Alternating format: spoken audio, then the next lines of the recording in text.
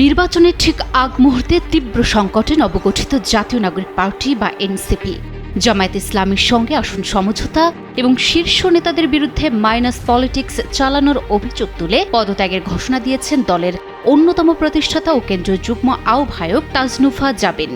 এর আগে আরেক শীর্ষ নেত্রী তাসনিম জারাও পদত্যাগের ঘোষণা দেয়। তবে কয়েকজনের পদত্যাগে দলে কোনো প্রভাব পড়বে না বলে মন্তব্য করেছেন এনসিপির সদস্য সচিব আখতার হোসেন। অবশেষে জামায়াতে নেতৃত্বাধীন জোটে যোগ দিল এলডিপি ও এনসিপি। তবে এর আগেই এই জোট নিয়ে প্রকাশ্যে এসেছে জাতীয় নাগরিক পার্টির ভেতরের অস্থিরতা।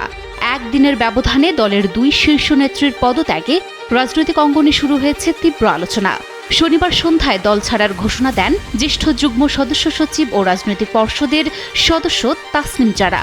এর রেশ কাটতে না কাটতেই রোববার দুপুর 12টা 35 নিজের ভেরিফাইড ফেসবুক পেজে পদত্যাগের কথা জানান আরেক যুগ্ম আহ্বায়ক তাসনুভা জাবিন। আর এভাবেই এনসিপির অভ্যন্তরীণ অস্থিরতা এখন রাজনীতির আলোচনার কেন্দ্রবিন্দু। এক দীর্ঘ ফেসবুক স্ট্যাটাস দিয়ে দল ছাড়ার পাশাপাশি আসন্ন জাতীয় সংসদ নির্বাচনে অংশগ্রহণ না করার সিদ্ধান্ত জানিয়েছেন তাজনুভা জাবিন।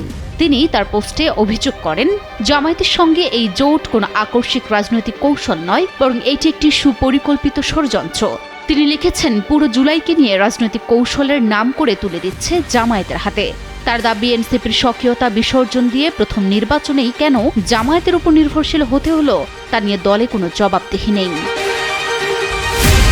তিনি আরও বলেন, যেখানে এনসিপিকে জামায়াতের বি টিম বা অন্য দোকান বলা হয়, সেখানে আগে নিজের রাজনৈতিক প্রতিষ্ঠান না করে কেন ক্ষমতায় যাওয়ার জন্য জামায়াতকে বেছে নেওয়া হলো তা প্রশ্নবিদ্ধ।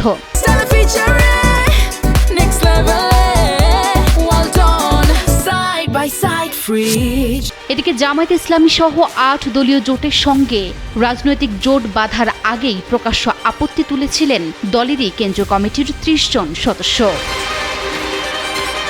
যুগ্ম আহ্বায়ক তাসনিম জারার পর এবার তাজনুভা জাবিনের পদত্যাগ, সব মিলিয়ে এনসিপির মধ্যপন্থা ও নতুন বন্দোবস্তের রাজনীতি দাঁড়িয়ে পড়েছে বড় প্রশ্নের মুখে। তবে জামায়াতের সঙ্গে জোটের খবরে যখন নেতাকর্মীদের একাংশ দল ছাড়ছেন, তখন সদস্য সচিব আখতার হোসেন বলছেন, কয়েকজনের পদত্যাগে দলে কোনো প্রভাব পড়বে না, যা হচ্ছে তা গণতান্ত্রিক প্রক্রিয়ার মধ্য দিয়েই।